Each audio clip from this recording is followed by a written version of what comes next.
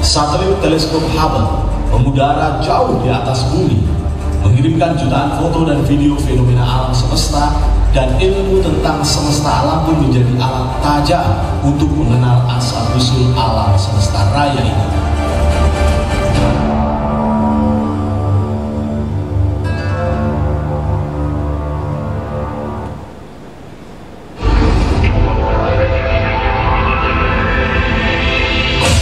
Inilah Stephen Hawking, seorang ilmuwan era modern. Kecerdasannya bahkan dinyatakan di atas Einstein. Walaupun beliau cacat, bahkan hanya bisa duduk di kursi roda dan tidak mampu bergerak sedikit pun karena kelumpuhan yang dideritanya. Tetapi pemikiran Hawking sungguh luar biasa. Bahkan tak ada satupun yang bisa menahannya untuk berkarya, mendapatkan penemuan-penemuan dahsyat dalam sejarah umat manusia. Hawking, seorang profesor di bidang fisika dan astronomi, dia mengatakan, sebenarnya alam semesta ini bermula atau ada awalnya. Atau dengan kata lain, alam semesta ini tercipta. Hawking lah yang memaparkan dengan kecerdasannya dari semua yang ditemukan manusia sejak berabad-abad silam. Terutama kala Hubble melihat dan berhipotesa bahwa alam semesta ini luas. Bagi Hawking, tidak ada benda yang bergerak tanpa adanya energi yang menggerakkannya. Gerakan inilah atau energi inilah yang memecahkan pada Hawking bahwa semua benda-benda angkasa bergerak, berputar.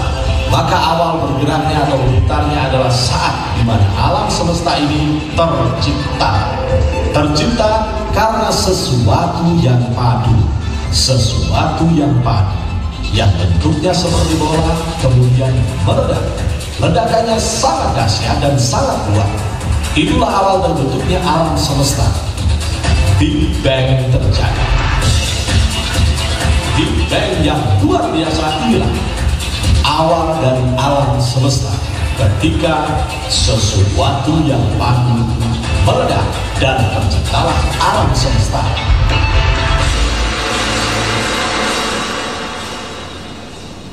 Bapak dan Ibu, semoga Anda menyimak baik-baik video tadi. Jadi disitulah manusia mulai berpikir tentang bentuk alam semesta.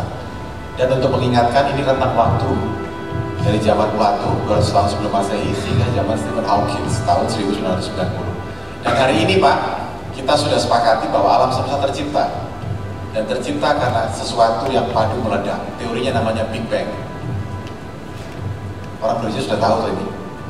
Big Bang pernah dengar kan Pak? Saya kok agak khawatir melihat wajah-wajah ini ya. Kok kayaknya wajah-wajahnya sangat kebingungan. Dan jangan khawatir Pak, teori sudah diyakini benar karena sudah mulai diajarkan kepada anak-anak kita mulai kelas 5 SD. Sudah sempat dilihat bukunya anak-anak Ibu? Sampun nggih? Wonten ta? Kelas 5 SD mereka sudah belajar tentang Big Bang. Ini rentang waktu yang ada dan untuk mengingatkan kita saja. Disinilah Rasulullah hidup. Tahun 600 Masehi. Jadi kurang lebih 1400 tahun yang lalu. Zaman ketika beliau hidup. Banyak rahasia yang hari ini alam semesta akan ceritakan kepada kita kepada dia. Dimulai dengan apa yang pernah beliau katakan kepada kita 1400 tahun yang lalu. Dan inilah kata Hawking, Big Bang terjadi 15 miliar tahun yang lalu. Terdapat berbagai macam kekuatan besar di alam semesta. Dari ledakan-ledakan besar yang dibuat manusia dan bencana alam yang menghancurkan infrastruktur yang ada, hingga ledakan dahsyat yang tidak dapat dibayangkan karena kekuatan kosmik.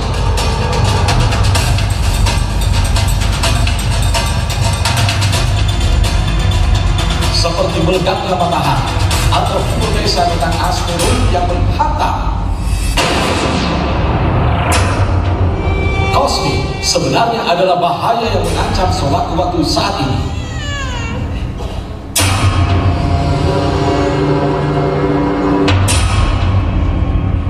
Dari semua itu, tidak ada yang lebih dahsyat dari ledakan kolosal yang luar biasa, Big Bang.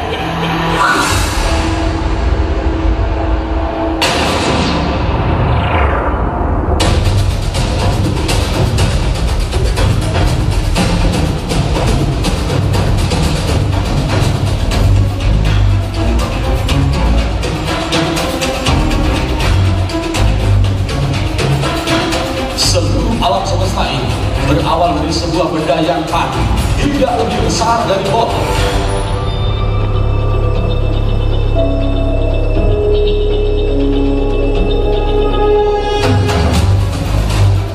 Kemudian pada 15 miliar tahun silam terjadi sesuatu yang sangat kolosal dalam sejarah, meledak dan Big Bang terjadi.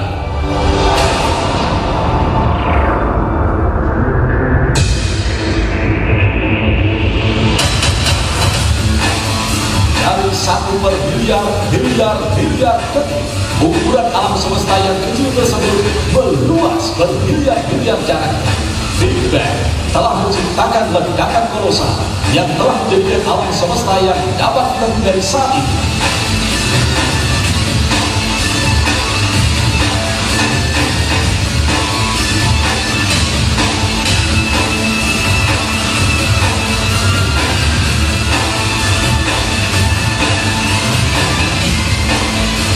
Dahulu semuanya tidak ada, kosong, tidak ada ruang. Dan akhirnya Big Bang terjadi. Maka inilah alam semesta. Disitulah bumi kita lahir, Bapak dan Ibu. Dan sekarang para ahli sudah sepakat bahwa Big Bang adalah awal muasal alam semesta. 15 miliar tahun yang lalu. Bayangkan. Bisa dibayangkan itu 15 miliar tahun benda yang kita naiki sekarang namanya bumi ini berputar. Juga dengan yang lain-lain semuanya seperti itu. Sekarang Anda sudah melihat ternyata benda-benda kecil yang bercahaya ini adalah ledakan besar. Ledakan itu menimbulkan api. Bu Sri ini orang kimia kan, pasti ada. Kalau ledakan itu unsur yang selalu ada yang tidak pernah tidak ada itu apa? Hidrogen, helium, betul sekali. Itu tidak pernah ketinggalan. Jadi benda-benda yang hancur itu menjadi api semua. Dan salah satu yang masih berapi itu adalah matahari. Betul ya? Dan matahari kita itu kenapa dia bisa bercahaya? Karena api. Berarti benda-benda yang ini yang bercahaya ini apa? Logikanya, semuanya adalah api. Berarti ini adalah matahari yang lahir. Tapi kenapa ketika kita bilang sekarang kok namanya bintang? Dan kenapa anak-anak itu kita jebak dengan pikiran yang salah? Bintang kecil, gak cilik ibu. Sudah berapa lama Anda ini menyesatkan anak-anak kita? Mana yang guru tadi? Lari sudah pulang? Sudah pulang? Bu guru tadi? Oh gak berani tunjuk tangan? Oh masih ada? Tolong ya Bu, dikoreksi ya. Bintang itu adalah matahari. Jadi gambar matahari itu kalau cuma satu itu berarti gambaran anak miskin. Gambar matahari kan cuma satu. Padahal matahari sekarang berapa jumlahnya? Oh, itu kan dewe coba. Baik, sekarang kita lihat tadi bentang waktu, kemudian terjadinya alam semesta. Sekarang kita lihat benda-benda ada yang besar, ada yang kecil. Kalau yang kecil artinya apa, Bu Sri? Jaraknya jauh. Kalau yang gede, jaraknya lebih dekat. Betul. Coba si Bu Lili bantu saya. Yang paling gede ini jaraknya dari kita berapa? Ternyata kita ini penuh keterbatasan ya. Tapi lek pelaku, lek kayak mas-masan kalau begitu. Ya sudah usah dibahas. Bapak dan Ibu bisa membayangkan sekarang efek dari ledakan besar.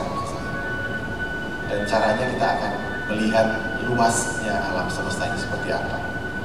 Dan manusia punya alat ukur, Pak, yang berhasil mereka terjemahkan dengan kecerdasan mereka. Namanya apa, Pak? Alat ukur yang kita pergunakan yang hari ini kita akui sebagai alat ukur yang paling hebat. Jarak bumi sama bulan berapa, Pak?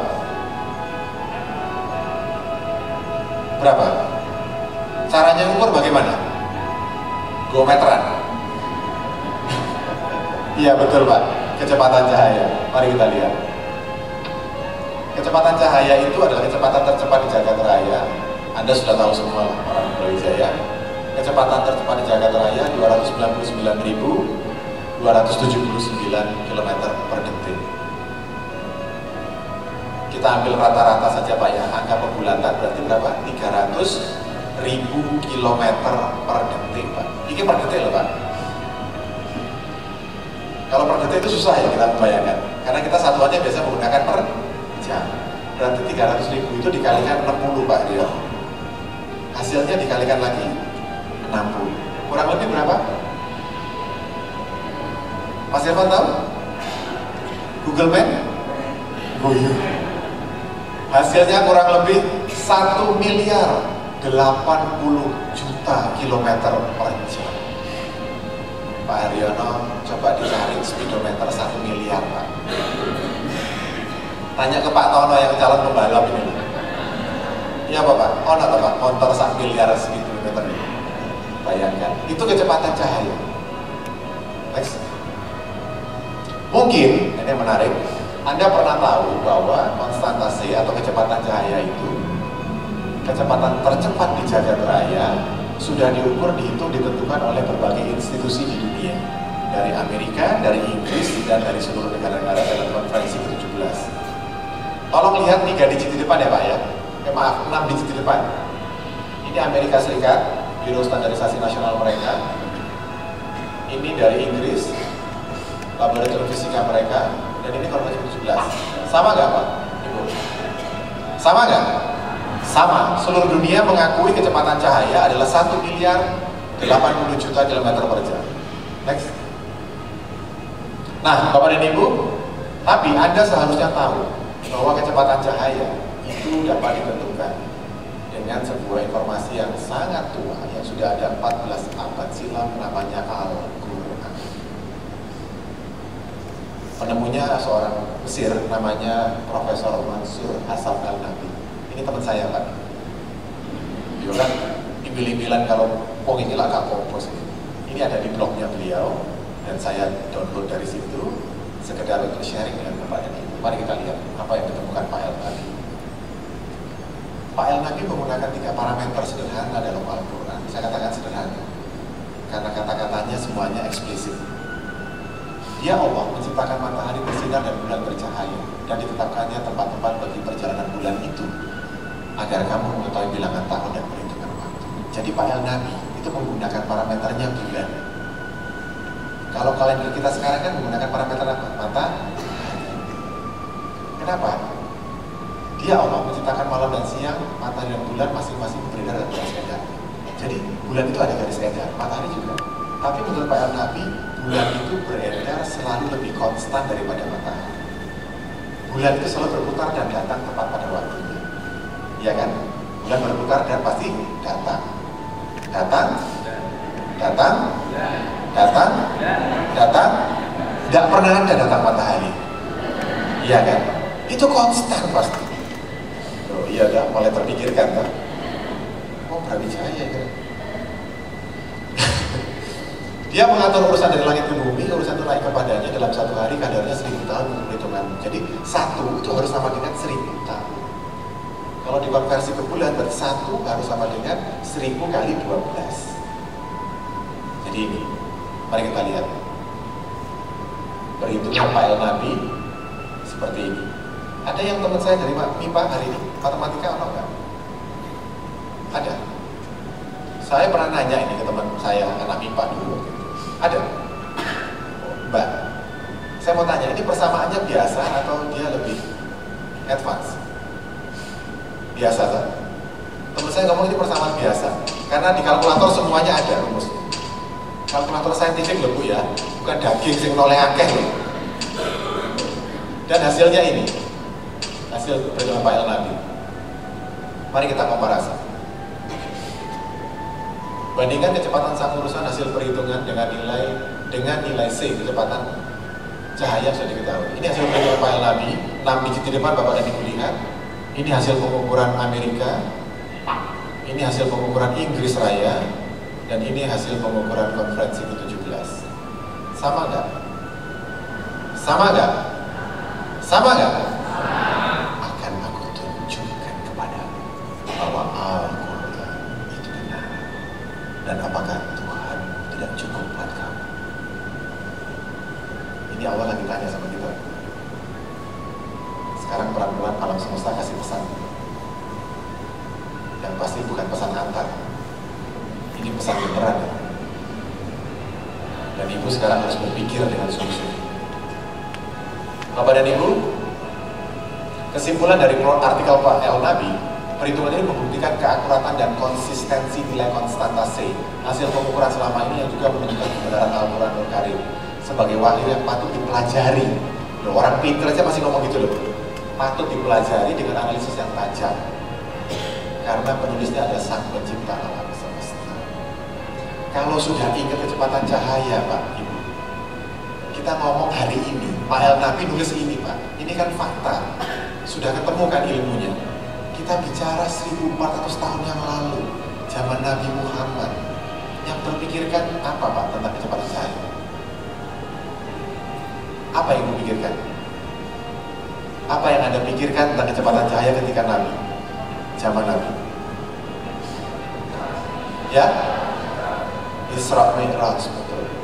Sekarang Anda bisa bayangkan, Bu, Isra Mi'raj itu benar apa enggak? Mari kita lihat. Isra Mi'raj itu adalah perjalanan Nabi 1400 tahun yang lalu ketika dia, Nabi Muhammad, itu diperjalankan dari Masjidil Aqsa menuju Sidratul Muntaha dan balik lagi. Dan satu-satunya Nabi dan Rasul di muka bumi yang bisa study tour pulang lagi cuma dia doang. Bener gak sih? Yang lain begitu berangkat nggak pulang. Iya kan? Ini fakta, Pak. Berarti beliau ini ya dikasih kesempatan study tour, field trip lah ngomong gitu ya, pulang lagi. Tapi permasalahan terbesarnya begitu pulang field trip ini, Pak, karena Nabi punya kewajiban untuk menjelaskan semua temuannya. Anda bisa bayangkan sekarang ketika Nabi mengatakan, aku diperjalankan dari Masjidil Aqsa menuju Sidratul Muntaha dalam satu malam. Hari itu ilmu pengetahuan bukan seperti ini. Anda bisa bayangkan itu. Kalau hari ini Bapak dan Ibu hidup di zaman Nabi dan Nabi cerita seperti ini, Anda percaya apa enggak? Gak percaya. Susah dipercaya. Sekarang Ibu dan Bapak bisa paham kan? Bisa mengerti kan? Bagaimana kalau Anda berdiri di sini seolah-olah seperti Nabi dan Anda bercerita ini kepada orang-orang yang tidak tahu, Pak? Seperti apa beratnya? Maka dari itu, Pak, perjuangan Nabi Muhammad itu tidak mudah dan tidak gampang. Kenapa? Karena orang belum tahu. Anda bisa bayangkan itu semua. Dan tidak sedikit yang menghardik Nabi, mengatakan dia bohong, dia pembual, bahkan dia dalam keadaan mabuk. Anda bisa bayangkan. Dan Ibu dan Bapak tahu, dalam berbagai kisah kita baca, ketika Nabi pulang dari Isra Mi'raj, beliau menjadi pribadi yang lebih pendiam, kan? Betul, Pak Rin? Bapak tahu kenapa? Karena dia selalu mengangkat takbirnya. Allah Akbar yang dia angkat itu tidak sama dengan takbir kita, Pak. Bapak tahu kenapa? Dia sudah melihat di mana ujung kaki langit ini, Pak, dengan mata yang dia begitu. Bayangkan itu. Assalamualaikum ya Rasulullah. Assalamualaikum. Assalamualaikum. Demikian berat perjuangan hanya untuk menjelaskan kepada kami. Bayangkan itu, Pak. Dan itu tidak mudah. 1400 tahun yang lalu beliau lakukan itu. Ini Masjidil Aqsa, ini rumah sakral tempat beliau diperjalankan, dan ini batu sakral yang mungkin Bapak dan Ibu pernah lihat di Yerusalem, di Masjidil Aqsa. Dan batu ini memang anti gravitasi, Pak. Dia mengapung, angkat gitu ya. Tapi karena banyak orang-orang Brawijaya suka ke sana terus disembah-sembah batunya, sama orang Brawijaya ini guyon, Pak, saya. Terus akhirnya sama pemerintah Israel dikasih cagak supaya nggak kesannya ngapung gitu loh. Tapi memang itu betul ngapung. Nah, ini kan tempat di mana beliau diperjalankan. Bapak dan Ibu yang saya hormati, sekarang saya akan memberikan imajinasi sedikit kepada Bapak, imajinasi imajiner tentang tata surya kita. Ini kan yang kita tinggali, Pak, namanya planet Bumi. Dan ini sistem tata surya. Anda bisa bayangkan planet Bumi tata surya. Bahkan matahari kita aja tidak sempat tergambarkan di sini secara utuh. karena saking besarnya. Dan kita tinggalnya di sini loh Pak, cuma di sini planet yang namanya, kalau bahasa Inggrisnya nggak enak Pak, Earth. Kayak orang mau ke belakang itu, Earth. Kalau orang kita bilangnya bumi di sini. Dan jumlah umat manusia di planet bumi ini ada 7 miliar. Statistik membuktikan. Dan setiap hari mereka ulek-ulek dengan ide kita. Dan setiap hari yang dipikirkan oleh umat manusia itu hanya mikir patok, demarkasi. Karena cita-citanya melulu ke situ, betul nggak? Doktrin yang diberikan kepada anak-anak Anda apa? Sekolahlah biar pintar. Kalau sudah pintar, anaknya nanya, saya udah pintar, terus ngapain habis ini? Kerja. Sudah kerja anaknya, terus apa lagi habis ini Bu? Mau dapat gaji yang banyak, terus dapat gaji yang banyak, terus buat apa gajinya? Oh ya gue ndak tuku omah, urip-urip dhewe, aja ngurusi wong tuamu, kan begitu. Doktrinnya selalu patok, demarkasi, tuku omah, tuku motor, tuku bojo soalnya gak iso. Demarkasi selalu patok, mulek-mulek masalah patok. Dan itu diterjemahkan oleh semua orang di dunia. Indonesia sama Malaysia itu bolak-balik ribut perkara apa? Iya kan? Gak mungkin masalah Manohara kan? Masalah apa coba saya ulang? Patok.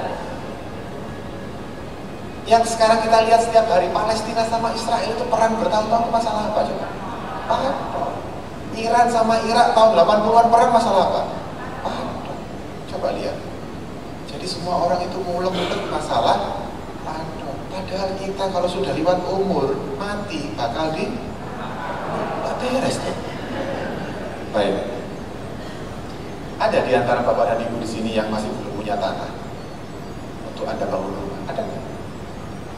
Nggak ada atau sudah punya semua kan? Kok malu-malu tuh? Ada yang kepengen lagi nggak? Ada? Banyak? Oh kalau banyak ya ujuk tangan dong. Mana yang kepengen coba? Kepengen Pak? Kepengen Bu? Gampang sebenarnya. Coba cara pandangnya dirubah sedikit, dipecah betul pikirannya. Perhatikan baik-baik Pak, Ibu perhatikan. Yang lain juga yang nggak mau ngaku tapi kepingin. Perhatikan ya, saya akan tunjuk dengan pointers ini. Coba pikirkan, kenapa Anda nggak mikir ngambil di sini?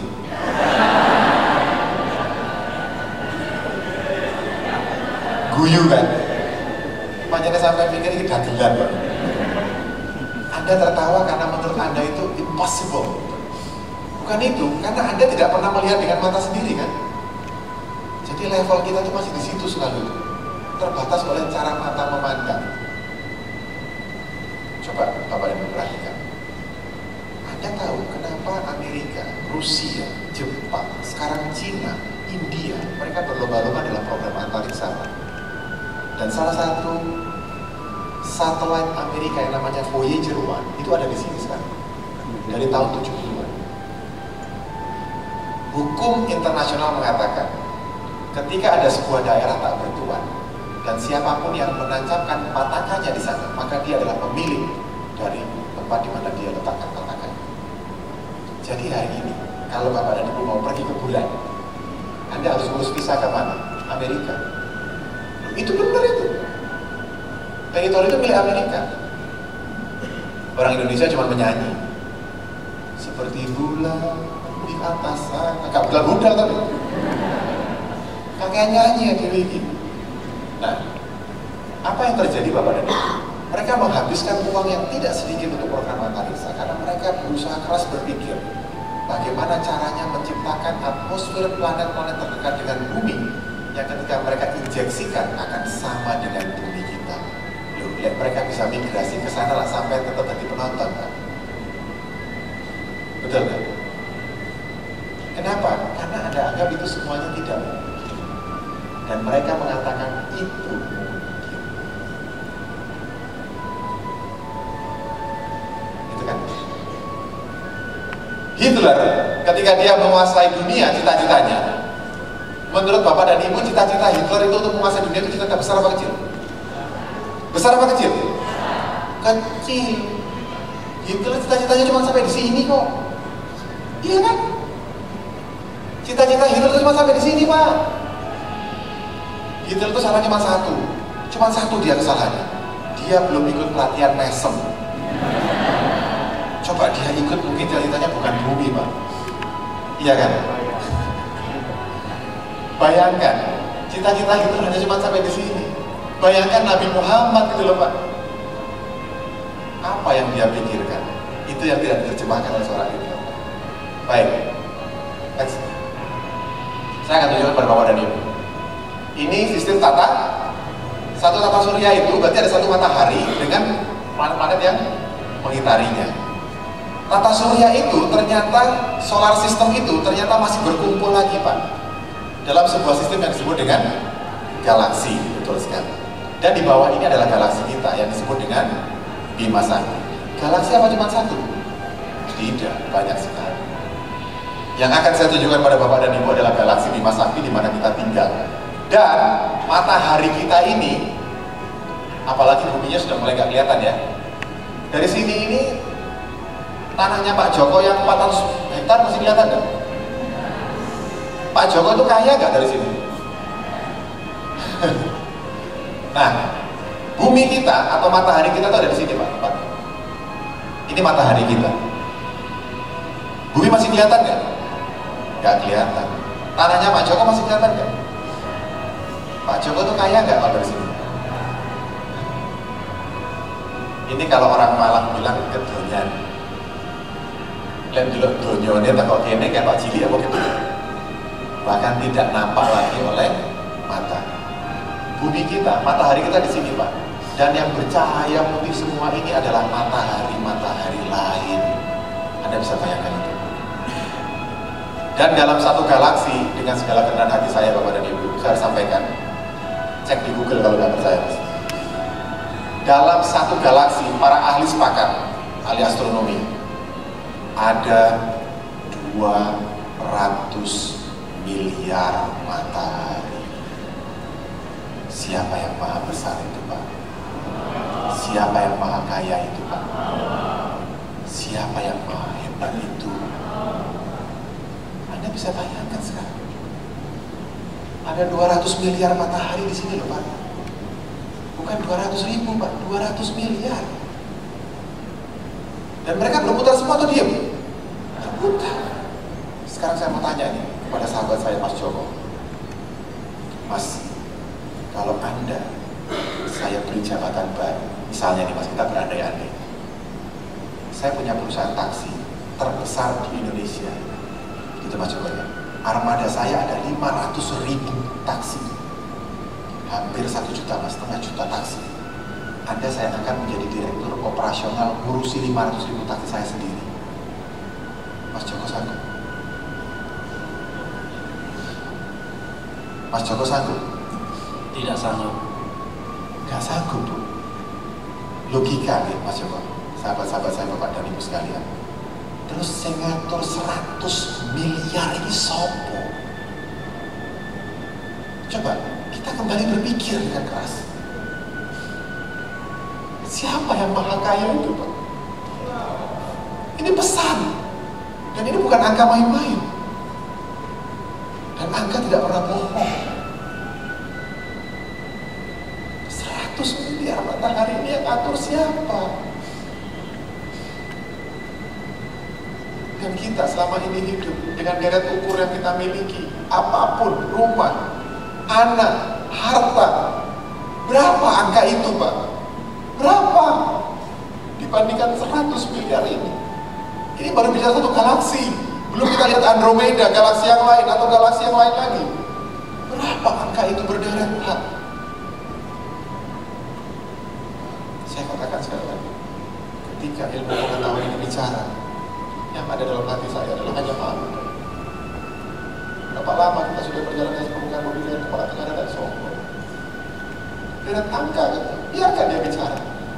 Dan sekarang lihat apa yang kita miliki. Dan kita sekarang tahu siapa yang maha besar itu. Biarkan mereka bicara. Biarkan alam bicara.